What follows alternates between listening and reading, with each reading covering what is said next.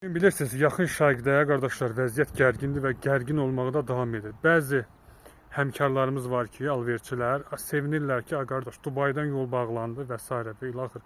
Yəni Şarja bağlandı, İran yolu bağladı və s. Maşını qoyaq bir qırağa, biznesi qoyaq bir qırağa, hər bir şeyi qoyaq bir qırağa. Bugünkü gün bu müharibədə günahsız insanlar başına bombalar yağır. Təsəvvür edin, evdə oturubsuz, əyləşibsiz. Müharibəyə, siyasətə adiyyəti olmayan bir insansınız və oturduğunuz yerdə başınıza bombalar yağır. Siz bu dünyadan köçüb gedirsiniz. Tüpürüm o maşına da, tüpürüm o pula da, tüpürüm o zapçasda da. Yəni insan həyatı hər şeydən üstündür, hər şeydən qiymətlidir və bugünkü gün kimlərsə də sevinir ki, misal üçün İranda müharibə gedir ya hansısa bir dövlətdə müharibə gedir, qardaş. Ola bilər ki, həmin dövlətin siyasətçilərini sevməyə bilərsən. Mən də sevmirəm. Ola bilər ki, siyasətini, siyasətçilərini, dövlət idarə etməsini sevməyə bilərsən. Amma o bələkdəki körpə, 3 yaşında, 5 yaşında uşaq nə bilir siyasət nədir?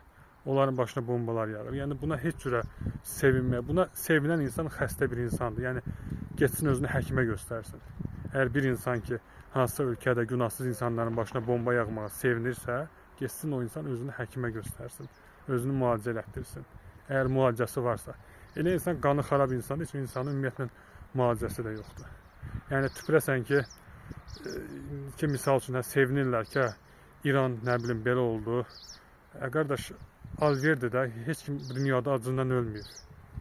Yəni ruzunu verən Allahdır. Yəni bunlar yersiz hərəkətlərdir. Sağ olun.